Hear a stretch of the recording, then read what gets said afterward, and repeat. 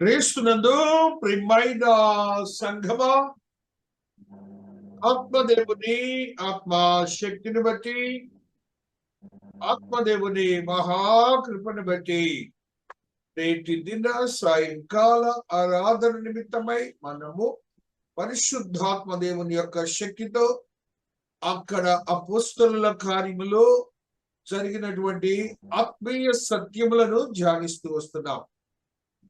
క్రొత్త నిబంధనకు నంది ప్రస్తావన పలికిన వెన్నెముకగా చెప్పబడుతున్న ఈ యొక్క గ్రంథములో క్రొత్త నిబంధన భక్తులైన మనందరికీ అనేకములైన దృఢమైన విశ్వాసంతో నిలబడటానికి ఇచ్చినటువంటి యోగ్యకరమైన సంగతులను మనము ధ్యానిస్తున్న క్రమములో 21వ అధ్యాయం 14వ అధ్యాయము 21వ వచనము నుండి మనము ధ్యానిస్తున్నాం. ఈ దినమునకై ఇందులో మహాదేవుడు మనకు అనుగ్రహించిన యోగ్యకరమైన ఆశీర్వాదకరమైన స్థితులు మనం చూస్తున్నాం. ఈ యొక్క అధ్యాయములో మనం ధ్యానించాం.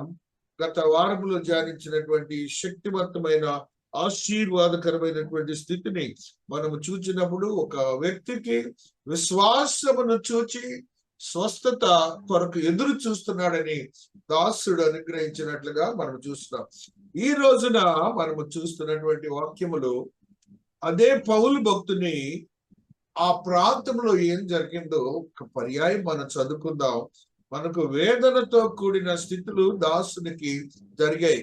అక్కడ ఏం జరిగిందంటే ఆయన చేసిన సువార్తీకరణలో వారికి ఎంతో వేదనతో కూడిన పరిస్థితులు ఏర్పడ్డాయి. అక్కడ ఏం చేశారో చూడండి. అంతియోకియా నుండి 19వ వచనము, ఇకోనియ నుండి యూదులు వచ్చి జన సమూహములు తమ పక్షముగా చేసుకొని పౌలు మీద రాళ్లు రువి అతడు చనిపోయిననుకొని పట్టణము వెలుపలికి అతనిని ఈడ్చిరి. పౌలు భక్తుని శ్రమలలో ఇదొక శ్రమ అండి. చంపే వరకు వాళ్ళు వెనకాడలేదు. చనిపోయాడులే, ఎందుకు ఇతను వచ్చి ఇక్కడ ఇంత పెద్ద సువార్త చేస్తున్నాడు, యేసుక్రీస్తు రక్షకుని గురించి వాళ్ళు సువార్తీకరణ చేస్తున్నారు, ధర్మశాస్త్రానికి విరోధముగా చేస్తున్నారని యూదులు వచ్చి రాళ్లు పెట్టి రవి కొట్టి చంపారని, చచ్చిపోయాడని ఈడ్చి కుక్కని ఇచ్చినట్టు ఈడ్చి అక్కడ పడేశారండి. దైవజనుడు అయినా కూడా దేవుడు ఆయనకి కృప చూపి మరణము నుంచి జీవాన్ని ఇచ్చి చూడండి అక్కడ ఏమంటున్నాడు. అయితే శిష్యులు అతని చుట్టూ నిలిచి ఉండగా అతడు లేచి పట్టణంలో ప్రవేశించి మరునాడు బర్నబాతో కూడా దెర్బేకు బయలుదేరిపోయాను. బర్నబా అనే ఒక వ్యక్తి ఎవరంటే ప్రిసైజ్ గా చెప్తున్నారు. పౌలుకి క్రొత్త నిబంధన గ్రంథంలో ఆత్మీయ సత్యాలను లోతు అర్థాలను బోధించినటువంటి వాడు, మామూలుగా కాదు. పౌలు ధర్మశాస్త్రంలో ప్రావీణ్యత కలవాడు. అయితే ఈ సువార్తలో బర్నబా మామూలుగా చెప్పలేదు. అద్భుతం లేనటువంటి సత్యములు బోధించి పౌలుని దృఢపరిచిన వాడుగా ఉంటున్నాడు. వారిరువురు కలిసి ఎక్కడికి వెళ్ళారట? ఈ దినమున మనం బర్నబాతో కూడా దెర్బేకు బయలుదేరిపోయాను. ఆ పట్టణములో వారు చేసినటువంటి ఈ వచనాలు, ఈ దినమ చదువుకున్న వచనాల్లో మనము గమనించినప్పుడు సువార్త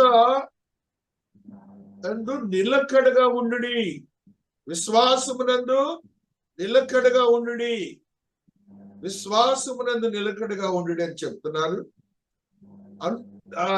ఆ నిలకడగా ఉండడని చెప్పే మాటల్లో సువార్తను గురించి బోధించారు. సువార్తను గురించి ఇప్పుడు మనం చదువుకునేదంతా సువార్తే. ఈ సువార్తలో తెలుగు అర్థం మనందరికీ తెలుసు. సువార్త అంటే మంచి మాట, మంచి వార్త, మంచి కబురు. సువార్త అంటే శుభమైన కబురు. ఆ శుభమైన కబురు దేని కబురు అంటే ఇది పరలోకం నుండి నీ దేవుడు అనుగ్రహించినటువంటి నిత్య జీవమునకు సంబంధించినటువంటి యోగ్యకరమైన స్థితినే సువార్త అంటారు. అలవాటు పడి మనం సువార్తలో భావోద్రేకాలను మర్చిపోయాం. సువార్తీకరణ అంటే ఏమో అనుకుంటున్నాం. ఇందులో భావం ఏంటంటే శుభమైనటువంటి వర్తమానము నీ దేవుని యొద్ద నుండి వచ్చినది, దేవదూతల చేత. ఆ వర్తమానంలో సత్యములే దాసులు బోధిస్తారు, మనం బోధించుకుంటున్నాం. మనకి ఏమాత్రం ఇందులో సత్యాలు తెలియదు. ఆయన బోధిస్తేనే మనం చేయగలుగుతున్నామని మనం గ్రహించాలి. మత్తయి సువార్తలు 13వ అధ్యాయము 82వ వచనంలో మనం చదివినప్పుడు మహాదేవుడు ఒక సత్యాన్ని మనకు తెలియజేస్తున్నాడు. మత్తయి 13:52లో ఈ మాటను ఒకసారి చదువుకుంటున్నాం. ఆయన అందువలన పరలోక రాజ్యములో శిష్యుడుగా చేరిన ప్రతి శాస్త్రియు తన ధననిధిలో నుండి క్రొత్త పదార్థములను పాత పదార్థములను వెలుపలకు తెచ్చు ఇంటి యజమానిని పోలి ఉన్నాడని వారితో చెప్పెను. పరలోక రాజ్యములో శిష్యుడిగా చేరిన ప్రతి శాస్త్రియు తన ధననిధిలో నుండి క్రొత్త పదార్థములను పాత పదార్థములను వెలుపలికి తెచ్చు ఇంటి యజమానుని పోలి ఉన్నాడని వారితో చెప్పెను. సువార్తను గురించి బోధించేటప్పుడు పాతవి క్రొత్తవి ఇంటి యజమానుడు బయటకు తీసుకొని వస్తాడట. ఎందుకు తీసుకొని వస్తున్నాడు? అక్కడ మహాదేవుడు మాట్లాడుతున్న మాట, పరలోక రాజ్యములో శిష్యుడిగా చేరిన, పరలోక రాజ్యంలో మనం శిష్యుడిగా చేరినప్పుడు అనగా ఇప్పుడు మనందరము పరలోక రాజ్యంలో ఒక ఆత్మీయ స్థితిలో చేరినటువంటి యజమానులు. ఆ స్థితిలో పాతవి క్రొత్తవి ఈ వస్తువులన్నీ కూడాను పదార్థములను వెలుపలికి తెచ్చు ఇంటి యజమానిని పోలి ఉన్నాడని వారితో చెప్పాను. అంటే దీని అర్థం ఏంటండి? ఇంటి యజమానుడు బయటకు తీసుకొచ్చేటప్పుడు వస్తువులు పాతవి తీసుకొస్తాడు, కొత్తవి తీసుకొస్తాడు. కొత్త పదార్థాలు తెస్తాడు, పాత పదార్థాలు తెస్తాడు. అలాగనే శాస్త్రి కూడా అంతే. ఆ యజమానుడు ఏం చేస్తాడు? వస్తువులు అన్ని కూడా తన సొంతమే అనుకుంటాడు. కాబట్టి ఇక్కడ ఈ సువార్తీకరణలో భావం మనం అర్థం చేసుకోవాల్సింది ఏంటంటే, భక్తుడైనటువంటి ధర్మశాస్త్రంలో నిష్ణాతుడైనటువంటి ఈ యొక్క పౌలు భక్తుడు తను అన్ని అవి అందులో సత్యములు ఇందులో సత్యములు రెండు చెప్తున్నాడు. చెప్తున్నా కూడా ఆయనకు ఈ దెబ్బలకి ఏ కొదవ లేకుండా ఉంది. ఏ కొదవ లేకుండా దెబ్బలు మరణానికి గురి చేసే స్థితిలో మనం చూస్తున్నాం. అదే మత్తయిలో 27లో మరి ఒక సత్యాన్ని చదువుదాం. 57వ వచనాన్ని చదువు. 21:57లో ఒక సత్యాన్ని చదువుదాం. 21:57 47లో మనం ఒక సత్యాన్ని చదువు. 37లో వారు పౌలను కోటలోనికి తీసుకొని పోవునై ఉండగా అతడు పై అధికారిని చూచి, నేను నీతో ఒక మాట చెప్పవచ్చునా అని అడిగినందుకు అతడు, గ్రీక్ భాష నీకు తెలియనా? ఎందుకంటే భాషను గురించి మాట్లాడుతున్నాడు. మనం గ్రహించాల్సింది ఏంటంటే, వారికి ఏ భాషలో ఏ భావంతో ఏ పదజాలంతో అర్థమవుతుందో సేవకుడు తను తెలిసిన జ్ఞానాన్ని ఉపయోగించకూడదని చెప్తున్నాడు. అదే సువార్త. ఆ సువార్తను మనం గ్రహించి మనకి మనుగా యోచనలను తీసుకోవాలి, కానీ మన సొంత ఆలోచనలతో వెళ్ళకూడదని ఆత్మదేవుడు మాట్లాడుతున్నాడు. యోహాను 17:15లో ఒక సత్యాన్ని చదువుకుందాం. నీవు లోకములో నుండి వారిని తీసుకొని పొమ్మని నేను ప్రార్థించటం లేదు, కానీ దుష్టుని నుండి వారిని కాపాడమని ప్రార్థించుచున్నాను. సువార్తలో ఒక భాగం ఏంటంటే, దుష్టుని నుండి లోకాధికారి యొక్క ఆ యొక్క ప్రయత్నంతో చేసినటువంటి బంధకముల నుంచి విడుదల చేయటమే. నీ దేవుడు ప్రార్థించాడు తండ్రి అయిన దేవుని దుష్టుని నుండి వేరు చేయమని. కారణం ఏంటంటే సువార్తకి అంత లోతు అర్థం దాగి ఉన్నదని మనం గ్రహించాలి. 1 కొరింథీ 9:12 మరి ఒక సత్యాన్ని చదువుదాం. 1 కొరింథీ 9:12 ఒక సత్యాన్ని మనం చదువుకుందాం. ఎందుకు మీ పైని ఈ అధికారములో పాలు కలిగిన యెడల మాకు ఎక్కువ కలదు కదా. అయితే మేము ఈ అధికారం వినియోగించుకోలేదు. క్రీస్తు సువార్తకు ఏ అభ్యంతరమైనను కలుగు చేయకుండాటకై అన్నిటినీ సహించుచున్నాము. సహించేది ఎందుకు అంటే మనకి ఇప్పుడు సువార్త విషయంలోనే కదా అన్ని సమస్యలు. అది ఆ రోజున ఈ సమస్యలు ఉన్నాయి, ఈవేళ కూడా ఉన్నాయండి. భారతదేశంలో ఆ ప్రాంతంలో ఇబ్బంది పెడుతున్నారు, ఈ ప్రాంతంలో ఇబ్బంది పెడుతున్నారు అని నీ లోకంలో నీవు చూసావు. 2000 సంవత్సరాల క్రితం కూడా అదే పరిస్థితి. కాబట్టి మనం చేయవలసింది ఏంటంటే ప్రార్థన చేయాలి. కారణం ఏంటంటే సత్యము వైపు ఈ లోకము రాదు. సత్యాన్ని ఎవరైనా ఒప్పుకుంటున్నారండి? అబద్ధం ఆడటానికి ముందుంటాం, లోకములో అంతే ఉంటాం, కుటుంబాల్లో కూడా ఆ భావాలతోనే మన మాటలు క్రియలు చేష్టలు జరుగుతూ ఉంటాయి. అది జరిగితే పరమను ఇక్కడ చూసినట్టే మనం. అందుకనే ఈ మాటను దేవుడు తెలియజేస్తున్నాడు. మహాదేవుడు మాట్లాడిన ఈ మాటని మనం గ్రహించినప్పుడు ఆత్మీయతో కూడినటువంటి స్థితి 1 కొరింథీ 9:12 ఇతరులకు మీ పైన ఈ అధికారంలో పాలు కలిగిన మాకు ఎక్కువ కలదు కదా. అయితే మేము ఈ అధికారం వినియోగించట్లేదు. క్రీస్తు సువార్తకు ఏ అభ్యంతరమైన కలుగ చేయకుండాటకై అన్నిటినీ సహించుతున్నాము. ఆలయ కృత్యములు జరిగించువారు ఆలయం వల్ల జీవనము చేయించున్నారని బలిపీఠమునందు కనిపెట్టుకొని వారు బలిపీఠంతో పాలువారని మీరెరుగరా. అలాగనే సువార్త ప్రచురించేవారు సువార్త వల్ల జీవింపులని ప్రభువు నియమించి ఉన్నాడు. పాతవి క్రొత్తవి చెప్తున్నాడు, పాతవి క్రొత్తవి చెబుతున్నాడు. సువార్త చేయించేవాడు ఎలాగ బ్రతకాలి? సువార్తను చాటేవాడు బోధించేవాడు ఎలాగ బ్రతకాలి? అలాగనే ఆ బ్రతికే విధానం ఏంటి? వారిచ్చే కానుకలే, వారిచ్చే దశమ భాగాన్ని. వారికి జీతాలు ఉంటాయా? బోధకులకి సువార్థికులకి బ్రతకం ఎలా? అందుకని వారికి బలిపీఠం మీద ఎలాగా వారు దాని గురించి బ్రతుకుతారు ధర్మశాస్త్రంలో. అలాగనే ఇక్కడ కూడా అలాగనే బ్రతుకుతారు. అది గమనించలేకపోతున్నారు. అది దేవుడు జీతం వేయడు, మీ ద్వారా వాళ్ళకి బ్రతకటానికి ఇస్తాడు. అది గమనించాలి. అది గమనించగా కానుకలు అడిగి చేసే ఒక బ్యాచ్ ఉంది, అది ప్రక్కన పెట్టేయండి. అదే పనిగా ఎళ్ళమ్మ తిరిగే వాళ్ళు వేరే, అది ప్రక్కన పెట్టేయండి.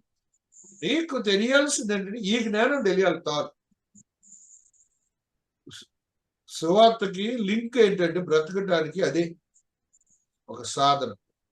ఆ సాధనానికి ఆయన ఏదో బ్రతుకుతున్నాడు దీని మీదే అని అనుకుంటే ఎలాగ?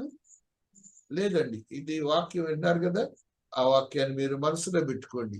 మరి యొక్క మాటని మనం గ్రహించినప్పుడు ఆత్మీయతతో కూడినటువంటి ఆశీర్వాదకరమైన గలష్యన్స్ లో 3:10 ఒక సత్యాన్ని చదువుదాం.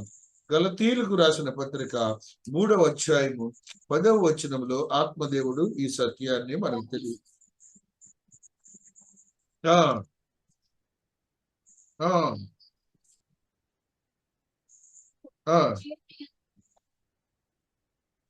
శాపగ్రస్తుడు రాని రాయబడి చూసారా? ధర్మశాస్త్రం విధించిన క్రియలకు సంబంధులందరూ శాపమునకు లోనై ఉన్నారు. అందుకనే ధర్మశాస్త్రం ముందు రాయబడిన విధులను చేయుటి అందు నిలకడగా ఉండని ప్రతివాడును శాపగ్రస్తులని రాయబడి. అలాగనే ఇప్పుడు దీంట్లో కూడా శాపగ్రస్తులు కావద్దు. మీకున్న దానిలోనే ఆయన అంటున్నారు, యేసు దోచి ఇవ్వమని అట్లేదు, మిమ్మల్ని దోచుకోవటానికి కాదు, అతను బ్రతకటానికి అని అనుకోండి. సువార్థికుడు బ్రతకటానికి, ఆ మందిరము పని చేయటానికి, ఆ మందిరంలో ఉన్నటువంటి ప్రతి పని కూడాను జరగటానికి. అంతేకాని అది ఒక వ్యాపార కూడలి కాదండి. వాక్యం సెలవిస్తున్నాడు దేవాతి దేవుడు. ఫిబ్రవరికి రాసిన పత్రిక 8వ అధ్యాయం 9వ వచనంలో మరి యొక్క సత్యాన్ని చదువుదాం. నేను ఐగుప్తు దేశములో నుండి వీరి పితరులను వెలుపలికి రప్పించుటకై వారిని చెయ్యి పట్టుకుని దినమున వారితో నేను చేసిన నిబంధన వంటిది కాదు.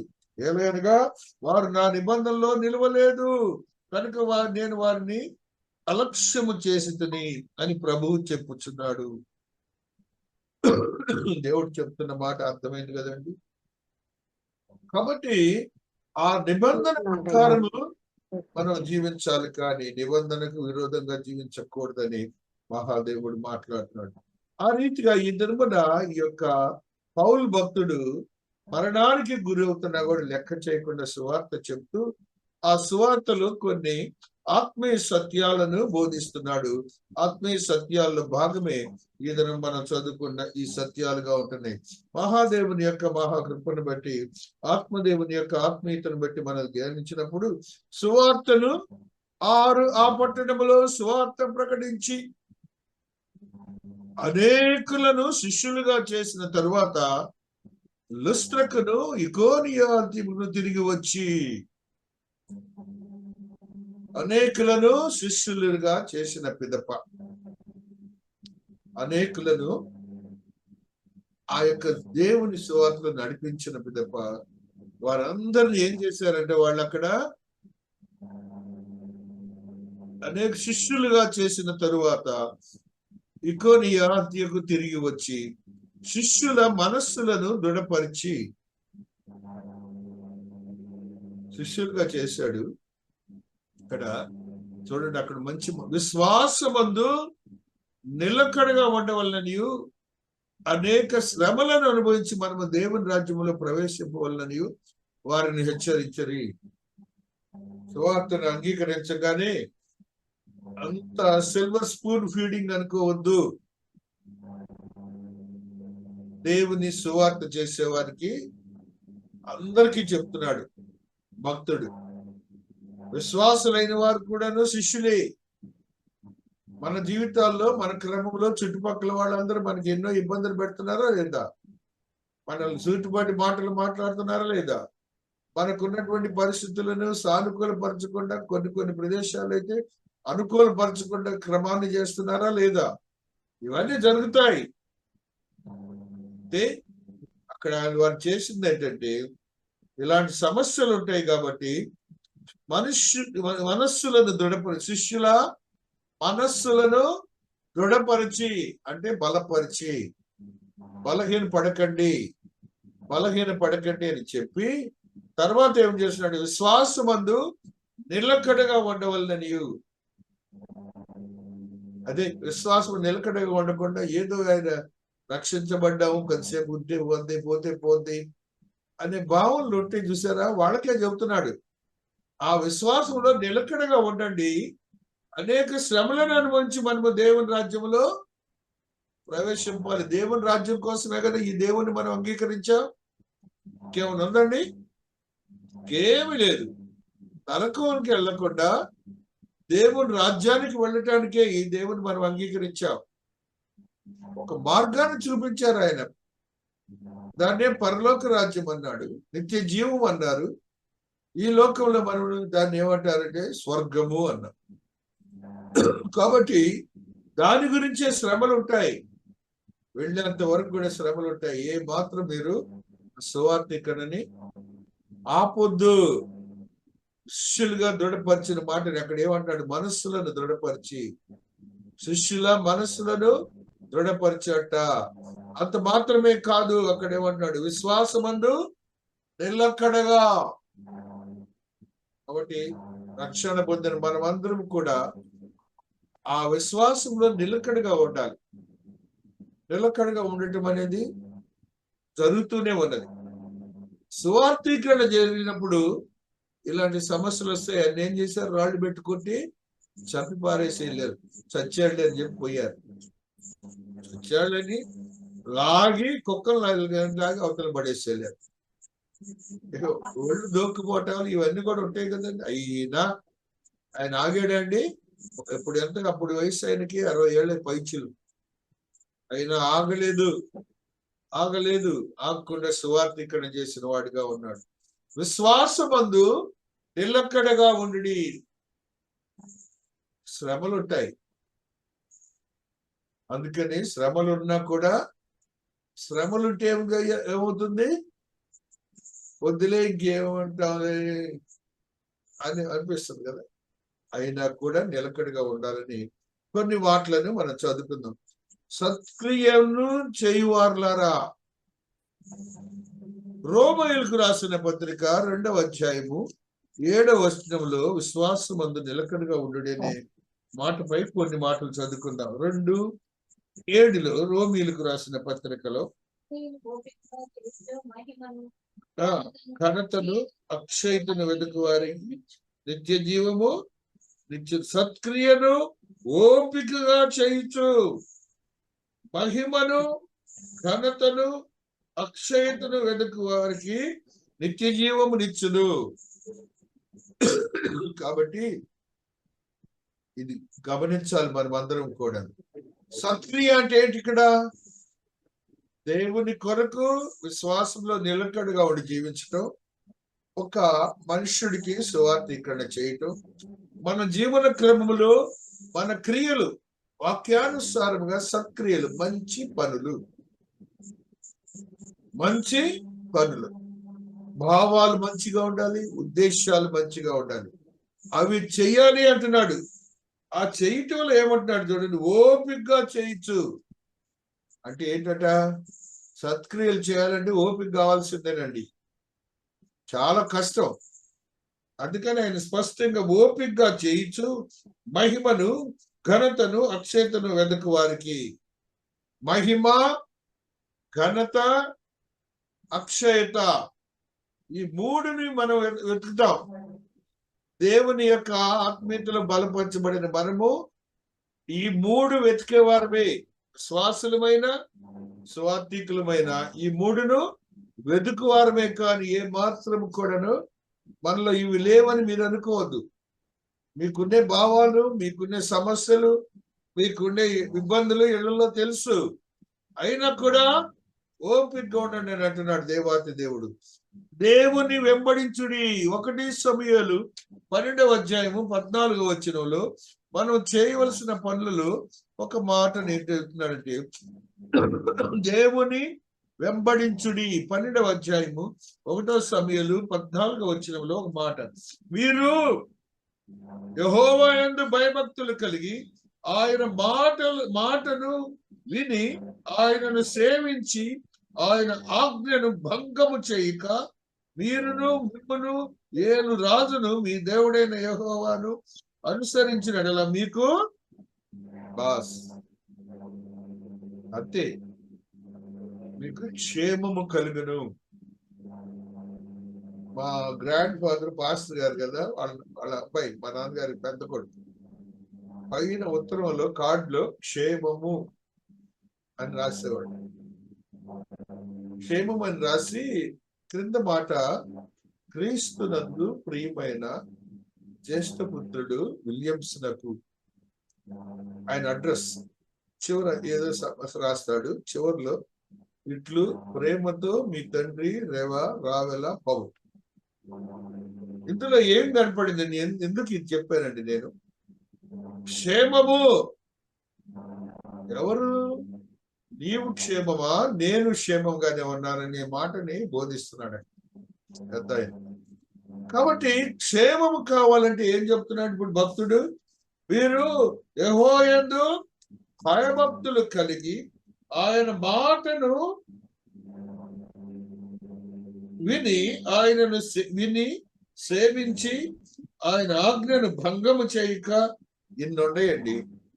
వినాలి, ఆయనను సేవించాలి, ఆజ్ఞలను భంగం చేయకూడదు. యెహోవా హస్తం దేవుడైన యెహోవాను అనుసరించినట్లా మీకు క్షేమము మీ రాజు, మీరు రాజుగారు కూడా. అది ఒక మాట బైబిల్ గ్రంథంలో అంటే అది సత్యం అని నేను చెప్తున్నాను. క్షేమం అనేది ఆయన ఇవ్వవలసిందే. నీ జీవన విధానాన్ని బట్టి నీ క్షేమం కలుగుతుంది. నీ జీవన విధానంలో ఉన్నటువంటి ఆత్మీయత, నువ్వు ఎన్ని కష్టాలు ఇంట్లో వచ్చినా, ఇబ్బందులు వచ్చిన బంధువులతో నీవు ఈ మాటలు విని వాక్యానుసారం జీవించు, నీకు క్షేమం లేవటప్పుడు ఆ వాక్యము ఏ మాత్రం తప్పిదము కాదు అని నువ్వు గ్రహించాలి. విని నీవు అనుసరించాలంటున్నాడు. ఆ సేవకులు కూడా అదే చేయాలి, విశ్వాసులు కూడా అదే చేయాలి. ఆ రీతిగా మనం గమనించాలని ఆత్మదేవుడు మనతో మాట్లాడుతూ ఉన్నారు. యోహాను సువార్త 8వ అధ్యాయము 31వ వచనములో ఒక సత్యాన్ని వాక్యమునందు, యోహాను సువార్త 8వ అధ్యాయము 31వ వచనములో ఒక సత్యాన్ని చదువుకున్నాం. 8th chapter 31st verse. కాబట్టి యేసు తనను నమ్మిన యూదులతో, మీరు నా వాక్యమందు నిలిచిన వారైతే నిజముగా నాకు శిష్యులై ఉండి సత్యమును గ్రహించెదరు. దేవుడు చెప్పిన, యేసయ్య చెప్పిన మాట అండి. వాక్యమందు నిలిచిన వారైతే నిజముగా నాకు శిష్యులై ఉండి సత్యమును గ్రహించెదరు. సత్యం ఎప్పుడు తెలుస్తుందట? ఆయనకు శిష్యులుగా ఉన్నామని ముద్ర వేసుకుంటేనే. అది ఎప్పుడు వస్తుందిట? వాక్యమందు నిలకడగా ఉంటేనే. ఊరికినే ఆ వాక్యాన్ని మీద నిలకడగా ఉండటం చేతగాక గంట సేపు చెప్పినా కూడా దాంట్లో కొద్దిగా రిసీవ్ చేసుకో. నిలకడగా ఉండాలండి వాక్యాన్ని పట్టుకొని. ఏ మాత్రం కూడా దేవుడు నిన్ను ఏం అవమానపరచడనే భావాన్ని గుర్తించాలి. యోహాను 15:9 క్రీస్తు ప్రేమను గురించి రాస్తున్నాడు చూడండి. 15:9 యోహానులో మరి ఒక సత్యముని 15:9 తండ్రి నన్ను ఎలాగూ ప్రేమించను, నేను మిమ్మల్ని ఎలాగూ ప్రేమించుతుని, నా ప్రేమ యందు నిలిచిండుడి. నీ దేవుడు ప్రేమించారని చెప్తున్నాడు. ఆ ప్రేమ మనకి ఇచ్చారు కాబట్టి మనము ఆయన ప్రేమలో భాగస్థులుగా ఉన్నామా, ఆయన ప్రేమలో నిలిచి ఉన్నామా అని నీకు నీవుగా ప్రశ్నించుకోవాలండి. అది దాని భావమే ఇప్పుడు మా దగ్గర ఉన్నటువంటి ఫిజికల్ గా వస్తున్నటువంటి బిడ్డలు. ఆయన ప్రేమలో నిలిచి ఉన్నవారు, వారికి సమస్యలు ఉన్నాయి, వారికి ఇబ్బందులు ఉన్నాయి, ఎవ్వరికి లేని ఇబ్బందులు కూడా ఇంకో మాట చెప్పాలంటూ ఉన్నాయి. అయినా ఆ ప్రేమలో నిలిచి ఉన్నారు కాబట్టి ఆయన ప్రేమను బట్టి వాక్యం కొరకు వస్తున్నారు. ఇంకో భావానికి ఏమి రావట్లేదండి, ఇంకో భావానికి రావట్లేదు. అదే ఆ మాటల్లో సత్యాలన్నీ వాళ్ళు అంతకుముందు ఈ వాక్యం వినుండరు కూడా. అయితే వాక్యానుసారం వాళ్ళు జీవించే విగ్రహాలు శ్వాస ముందు నిలకడగా ఉండేటువంటి అది. 1 తెస్సలోనిక 2:15 మరి ఒక సత్యాన్ని చదువుదాం. 1 తెస్సలోనిక 2:15 1:15 ఒక సత్యాన్ని చదువుదాం. 2వ అధ్యాయము 2 తెస్సలోనిక 2వ అధ్యాయము 15వ వచనం. 15వ వచనం. 2:15 అదేనా? చదువు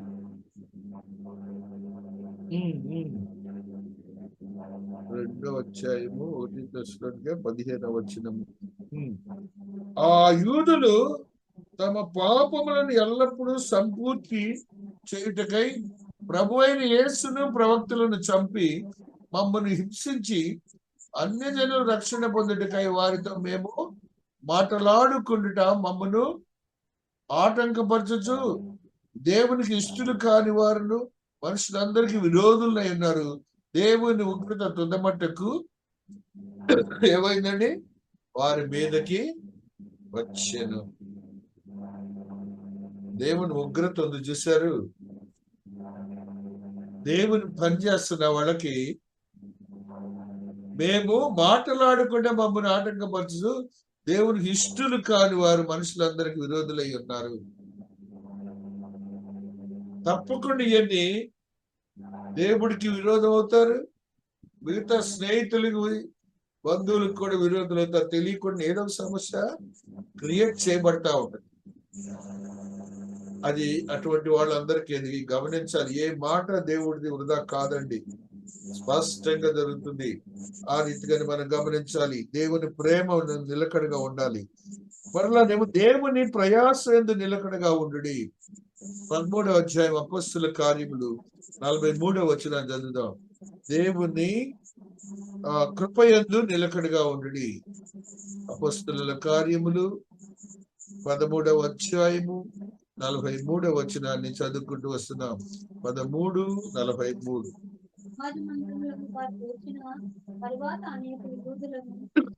భక్తి పరులైన యూద మత ప్రవిష్టులను వెంబడించిరి. దేవుని కృపయందు నిలకడగా ఉండాలి. మీరందరూ గమనించాలి. రక్షింపబడిన మనం అందరం, ఇప్పుడు వింటున్న మీరు, ఆ భావంతో ఉన్నటువంటి మీరందరూ కూడా ఆయన కృపలో నిలిచి ఉన్నారని గుర్తించండి. కానీ దాంట్లోనే మనం నిలకడగా ఉండాలంటే ఏం కావాలి? డీవియేషన్ ఉండకూడదు మన మనస్సులో. మనకున్నటువంటి భావోద్రేకాలన్నీ స్థిరత్వంతో ఉండాలని ఆత్మదేవుడు మాట్లాడుతూ వస్తున్నాడు. ఇవన్నీ కూడా మనం గమనించాలి. విశ్వాసమునందు కూడా నిలకడగా ఉండు అని మాట్లాడుతున్నాడు. 14:22లో మరి యొక్క సత్యాన్ని చదువుకుందాం. 14:22లో ఆత్మదేవుడు ఈ మాటను మాట్లాడుతున్నాడు. దృఢపరిచి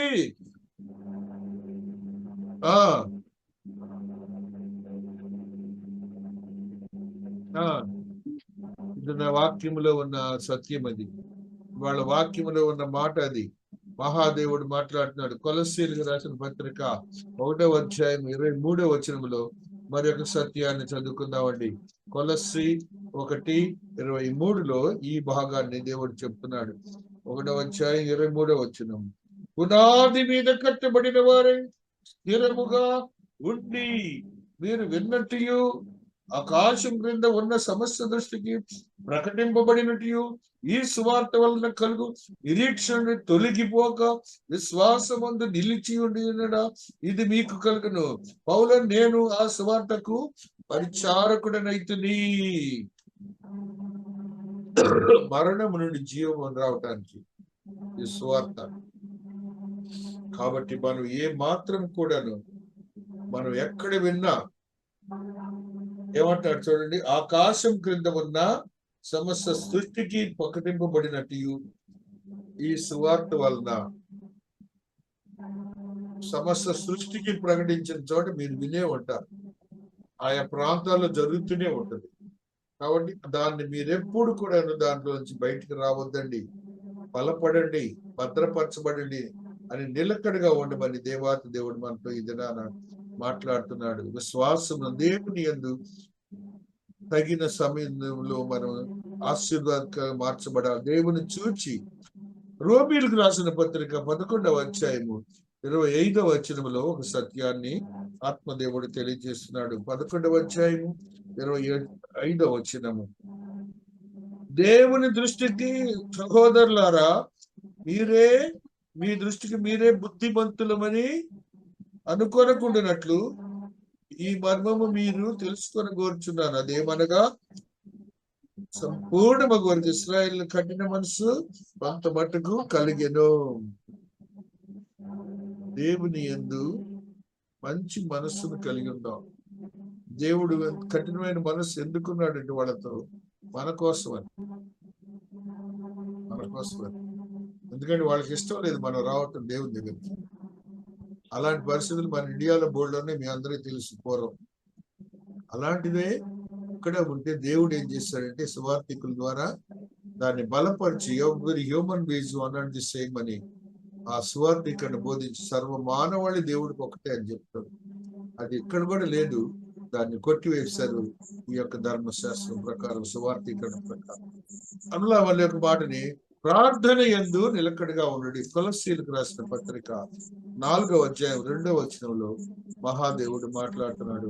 కొలోషియన్స్ 4:2లో ఈ మాటని మనం చదువుకుంటున్నాం. ప్రార్థన యందు నిలకడగా ఉండి కృతజ్ఞత గలవారై దాని యందు మెలకువగా ఉండడి. నేను బంధకములలో ఉంచబడుటకై కారణమైన క్రీస్తు మర్మమును గూర్చి నేను బోధించినప్పుడు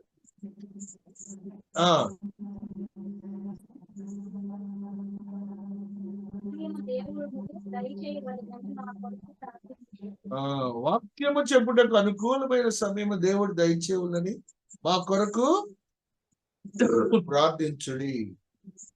కాబట్టి సమయాలు వాక్యం చెప్పడం అనేది కూడా ఒక పెద్ద దేవుని యొక్క ఆశ్చర్యకరమైన స్థితి అండి. కానీ దానికి ఇలాంటి పరిస్థితులు కావాలంటే ప్రార్థన కావాలి. సువార్థీకరణ చేయడానికి ప్రార్థన కావాలి. మన విజ్ఞాపన ప్రార్థనలో చేస్తాం, ఇదొక అంశం. అలాగనే మనకు మన అవసరతని ప్రార్థన కావాలి. నిలకడగా ఉండి దేవుని కొరకు మనం అలా స్థితిలో ఉండాలని ఆత్మదేవుడు చెప్తాడు. రక్షణ బోధయందు నిలకడగా ఉండండి. 1 తిమోతి 4వ అధ్యాయం 16వ వచనంలో 1 తిమోతి 4వ అధ్యాయము 16వ వచనంలో ఆత్మదేవుడు చెప్తున్నారు. నిన్ను గూర్చియు నీ బోధను గూర్చియు జాగ్రత్త కలిగి ఉండము, వీటిలో నిలకడగా ఉండము, బోధ వినివారిని రక్షించుకుందువు. బోధకుడు కూడా గ్రహించాలి. నేనేదో స్పెషల్ అనుకోకూడదండి. ఏమంటున్నాడు ఇక్కడ? నిన్నును నీ బోధ వినివారిని రక్షించుకుందువు. ఎందుకంటే ఎలా రక్షించుకుంటారంట? జాగ్రత్తగా చెప్పాలంటే వాక్యం, పిచ్చి మాటలే ఉండకూడదు. వాక్యంలో ఉన్న సత్యమే బోధించాలి, అంతకంటే ఎక్కువ తక్కువ చెప్పకూడదని చెబుతున్నాడు. 10వది 9లోనే రక్షణ బోధలోనే 2 తిమోతి 3:14 కూడా చదువుకుందాం. 2 తిమోతి 3:14లో కూడా మరొక సత్యాన్ని చదువు.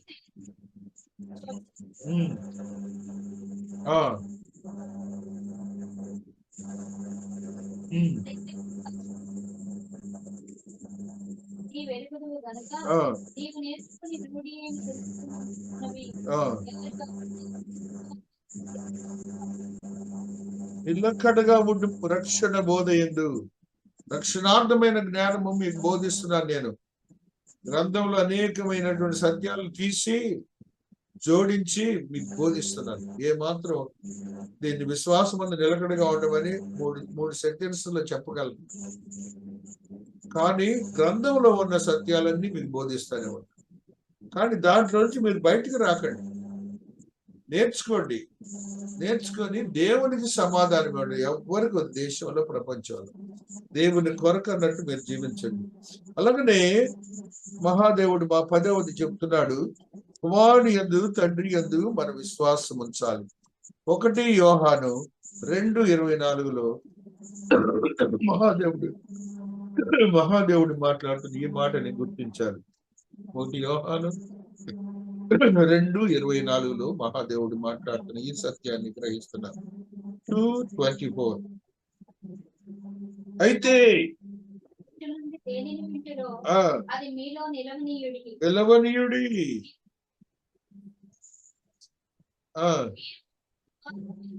తండ్రి ఇది దేవునికి ఒక్కసారి స్తోత్రాలు చెప్పండి. హల్లెలూయా. సత్యమో చూడండి, మనము ఏ మాత్రము కూడా డిబేట్ కాకూడదండి. ఏంటి డిబేట్ అని? మేము విశ్వాసంలో డిబేట్ కావట్లేదు అనొచ్చు, కానీ ఇక్కడ 10 అంశాలు చెప్పాను మీకు. దేంట్లో కూడా మనం డిబేట్ కాకూడదు. గ్రంథంలో లిఖించి నేను జోడించి మీకు తీసుకొస్తాను. ఈ యొక్క శ్రమలు ఉంటాయి ఇందులో, ఏ మాత్రం కూడా మీరు డైవర్షన్ ఉంది. ఏమేమి చెప్తున్నాడు చివరి మాటలో? క్షేమం ఉందంటున్నాడు, ఆశీర్వాదం ఉందంటున్నాడు, నిత్య జీవం ఉందంటున్నాడు, నీకు నిత్య జీవం కృప ఉందంటున్నాడు. ఇవన్నీ నువ్వు అనుభవించడానికి వీలైన ఆశ్చర్యకరమైన స్థితిని గ్రంథంలో దేవుడు నిలకడగా ఉండి విశ్వాసులకి స్థిరపరచబడి ఉందని గ్రహించాలని ఆత్మదేవుడు మాట్లాడుతున్నాడు. మరలా అక్కడే 23వ వచనంలో 14వ అధ్యాయంలో మరి యొక్క సత్యాన్ని చెప్తా ఉన్నారు. 22లోనేమో విశ్వాసమందు నిలకడగా ఉండమంటున్నాడు. 23వ వచనము మరియు ప్రతి సంఘంలో వారికి పెద్దలను ఏర్పరిచి ఉపవాసం ఉండి ప్రార్థన చేసి వారు నమ్మిన ప్రభునకు వారిని అప్పగించరి. ఎందుకంటే ఉపవాసం ఉండి ప్రార్థన చేసి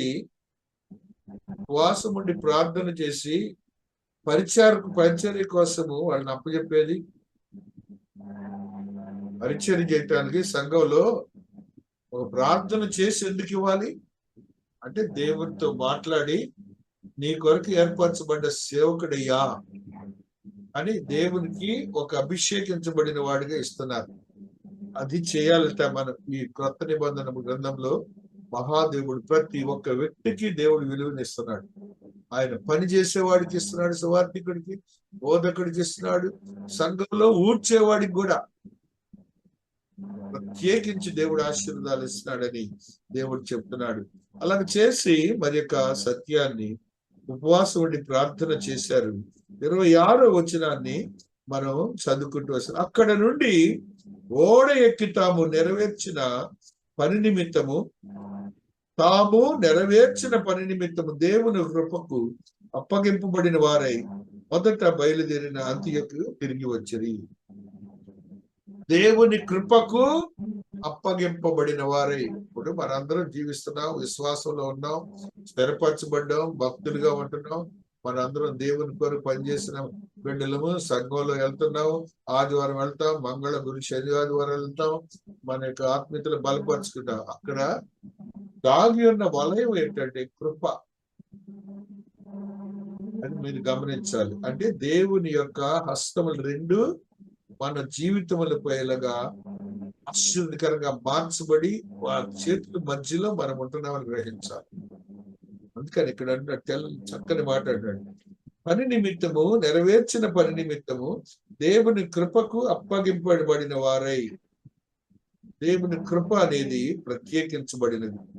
ఆ స్థితిని మనం గమనించాలని ఆత్మదేవుడు మాట్లాడుతున్నాడు. ఆ కృపలో మనం బలపరచబడాలని ఆత్మదేవుడు మాట్లాడుతూ వస్తున్నాడు. చూడండి, ఒక మాటని మనం చదువుకుంటూ వస్తున్నాం.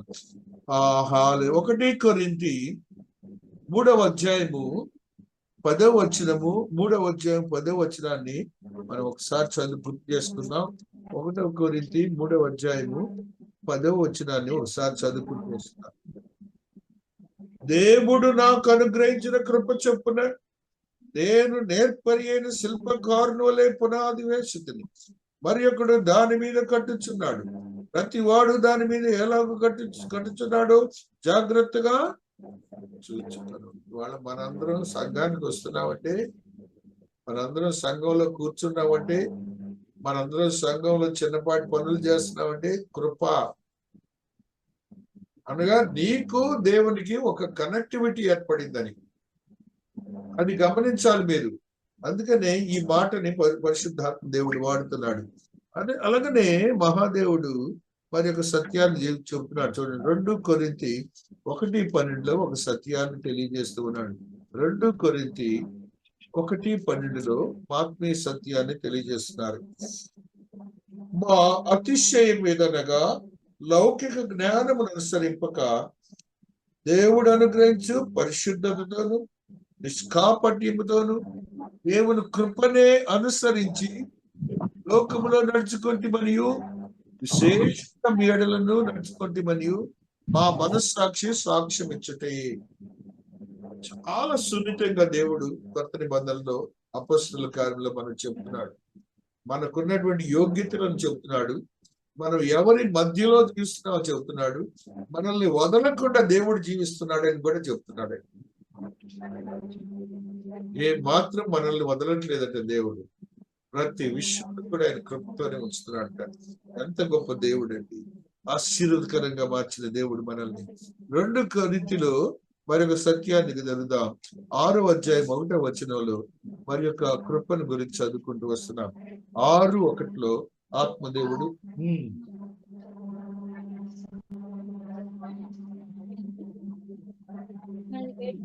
అదేది కాగా మేము ఆయన తోడి పనివారమై మీరు పొందిన దేవుని కృపను వ్యర్థం చేసుకునవద్దని మిమ్మను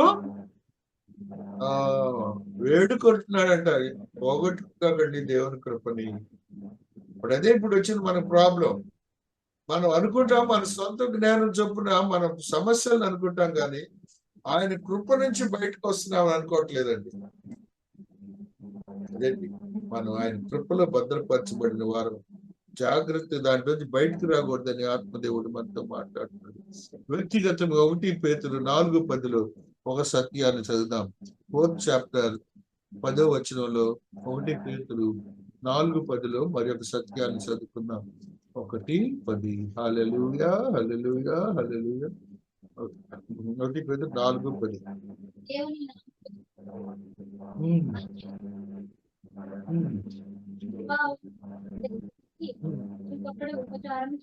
చూడండి, అక్కడ ఏమన్నాడు? దేవుని నానా విధమైన కృప విషయమై. కృప కూడా అంటండి, గృహ నిర్వాహకుడిగా పనిచేయటం అనేది సంఘంలో పరిచారకుడు కృప అంటండి. ఆ కృపలోనే దేవునితో నీతో ఒక సంబంధం ఏర్పడిందిట. ఇదివరకు నేను గుడ్ ఫ్రైడే డేస్ లో ఆ చర్చలకి వెళ్ళి మాట్లాడుతుంటే ఒక చర్చిలో ఒక కుటుంబం ఉంది. భార్య భర్తలు ఇద్దరు ఆ చర్చిలో మంచి ఉద్యోగస్తులు ఇద్దరు. దాన్ని కడగటం గాని తొడవటం గాని వాళ్ళు తప్ప వాళ్ళు చేయలేరు. ఇల్లు బ్రహ్మాండమైన ఇల్లు చూశారు, ₹1,00,00,000 విలువ ఉంటుంది. కానీ మేము మాత్రం సేవకులు చేయించాం సార్, నేను చేయాల్సిందే, మాకు దేవుడి కృప ఉండాలి. వాళ్ళు గుర్తుకొచ్చారు, ఇప్పుడు గుర్తుకొచ్చారు. కాబట్టి ఆ కృపలో వాళ్ళు ఆనందిస్తున్నారు, దేవునితో ఆనందిస్తున్నారు. వాళ్ళు శ్రమ చూడలేదు, స్టేటస్ చూడలేదు, ఏం చూడలేదండి. ఆ పనిలో వాళ్ళు ఎప్పుడు నిమగ్నమై ఉన్నారు. ఆ రీతిగా అలాంటి కుటుంబాలు చాలా ఉన్నాయి. అలాంటి కడుపులో నేను చేసేటప్పుడు ఓ చర్చ్ ఉంది. ఆ చర్చిలో యవనస్తులు ఉంటారు. వాళ్ళు కడప అంటే బెంగళూరు కొద్దిగా చనువుగా ఉంటారు, దగ్గరగా. ఆ బెంగళూరులో సాఫ్ట్వేర్ ఇంజనీర్లు సండే వస్తే చాలు 6 పిల్లకాయలు సంచులు గింజలు వేసుకొని వస్తారు. వచ్చి ఆ చర్చిలో సంచులని అక్కడ పెడతారు. ఆ సాటర్డే నైట్ వస్తారు. మొత్తం వాళ్ళు ఎక్కడ సాఫ్ట్వేర్ ఇంజనీర్లు అంటే లక్షలు సంపాదించేవాళ్ళు ఆ రోజులు, ఇప్పుడు కాదు. వాళ్ళు ఇక వదిలిపెట్టి ఆ మామూలు బట్టలు వేసుకోవటం, శుభ్రం కడుగుతారు చర్చిని.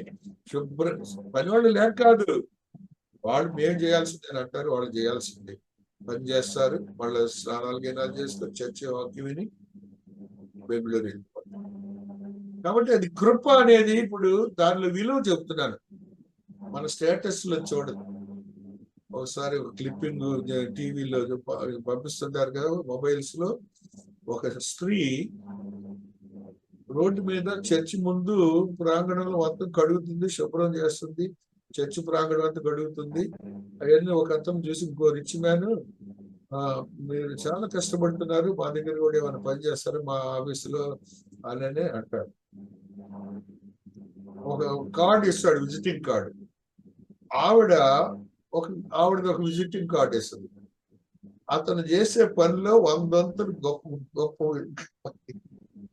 చంపలేసుకొని చాలా తప్పు చేశాను నేనని చెప్పి. దేవుని పనికి స్టేటస్ అవసరం లేదండి, స్టేటస్ అవసరం లేదు. కాబట్టి ఆ రీతిగా నాకు కొద్దిగా హుషారుగా ఉన్నంతకాలం దొడ్లు గడటలు కూడా నేను వెనకాడలే. మన చర్చలో మీకు చెబుతున్నాను ఇన్ఫర్మేషన్. నేనేమి వెనకాడలేదు, తొడవటంలో నేను వెనకాడలేదు. ఆయన పనికి వచ్చాం. అంతకుముందు ఏంటండి, చిన్న పనికి కూడా సర్వెంట్ రావాలి నాకు. దేవునికి వచ్చిన తర్వాత అంతే. ఏంటది, అది ఉంది, ఇది ఉంది అనే బ్యాచ్ నేను. అలాంటిది సేవకు వచ్చాక ఏం లెక్క. కాబట్టి కృపలో మనం బంధించినప్పుడు ఆయన పనిలో ఆశీర్వాదం ఉంటుంది. ఆశీర్వాదం మనకు తెలియకుండా ప్రతి విషయంలో ఉంటుంది. ఆరోగ్య విషయంలో ఉంటుంది, కుటుంబ విషయంలో ఉంటుంది, ఆర్థిక సమస్యల విషయంలో ఉంటుంది, మేళ్ల విషయంలో ఉంటుంది, ఘనత విషయంలో ఉంటుంది. ఆయన ఎప్పుడు నిన్ను ఒక విధిగా వదిలిపెట్టాడు, అది మాత్రం సత్యం ఇచ్చాడు. మహాదేవుని కృప సిద్ధీకరింపబడిన కాదు. ఆ రీతిగా దేవుని యొక్క సేవ చేయటానికి 1 పేతురు 5:5 లోబడి ఉండుట అనే మాటని మనం ఒకసారి చదువుకులో 5:5.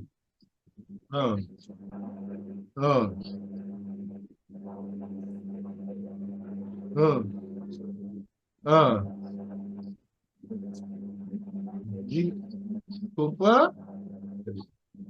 మనం ఏది చేసినా ఆయన కృప వదలదండి, మీకు చెప్తున్నాను. అదేదో బడాయికి చేయొచ్చు, అదేదో చుట్టుపక్కల పేరు తెచ్చుకో, అట్లా అనుకొని చేయొద్దండి. దీనుల కంటే నీకంటే తక్కువ వాళ్ళ చిన్న ఏదన్నా చిన్న సహాయం చేయి. ఏ మాత్రం దేవుడు నిన్ను ఇక్కడ రాస్తున్నాడు చివరి మాట, దీనుల ఎదిరించి, దేవుడు అహంకారులను ఎదిరించి, ఎవరైనా ఎదిరిస్తారని నీ తరపున దేవుడే ఉంటాడట. నువ్వేం చేయని అవసరంలా. నాకు అమ్మో వాళ్ళు గొప్పోడు నేనేం చేయలేకపోతున్నాను అనుకుంటావేమో. ఎదిరించి దీనులకు కృప అనుగ్రహించును.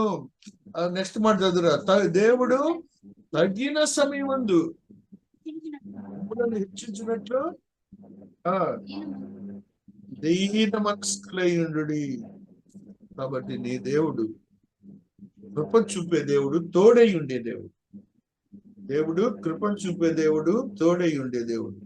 ఆయన ఎల్ల వేళల తోడుగా ఉంటాడు. ఆ దేవాతి దేవుని యొక్క ఆశీర్వదకరమైన స్థితిని నువ్వు పొందాలని ఆత్మదేవుడు చెప్తున్నాడు. యాకోబు పత్రిక 1:12 చదువుకొని ముగించుకున్న ఈ దిన వాక్యాన్ని. యాకోబు 1:12 ఈ సత్యము లిఖించబడి ఉన్నది. హల్లెలూయా, హల్లెలూయా, హల్లెలూయా. 1:12 శోధనకు నిలిచిన వాడే ప్రభు తనను ప్రేమించు వారికి వాగ్దానం చేసిన జీవ కిరీటం పొందును.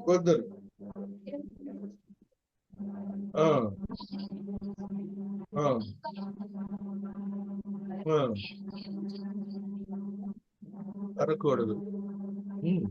నెక్స్ట్, ప్రతివాడు స్వైకీయమైన దురాశ చేత ఏడవబడి మరల కల్పబడిన వాడే శోధింపబడి. కాబట్టి ఈ శోధనలో ఉన్నప్పుడు దేవుడు నిన్ను నీతోనే ఉంటాడు. ఇబ్బందులు వచ్చినప్పుడు తోడుగా ఉంటాడు. అది నువ్వు గ్రహించాలి. కాబట్టి దేవాది గలతీ 6, 7, 8 చాలా ఉన్నాయి. టైం అయిపోయింది. దేవుని యొక్క ఆత్మీయతతో కూడిన వాక్యాన్ని ఇది నేను ధ్యానించుకున్నాం. కృపని గురించి ధ్యానించాం, సువార్తను గురించి ధ్యానించాం, దేవుని తోడి గురించి ధ్యానించాం, దేవుని యొక్క ఆశీర్వాదం గురించి ధ్యానించాం. ఆ రీతిగా శ్రమలు పాలైనటువంటి పౌలు భక్తుడు తన విశ్వాసాన్ని గురించి బోధించాడు. మనం కూడా ఆ రీతిగా జీవితం. దేవుడు ఈ పరిశుద్ధ వాక్యమును దీవించి ఆశీర్వదించుగాక. ఆమేన్.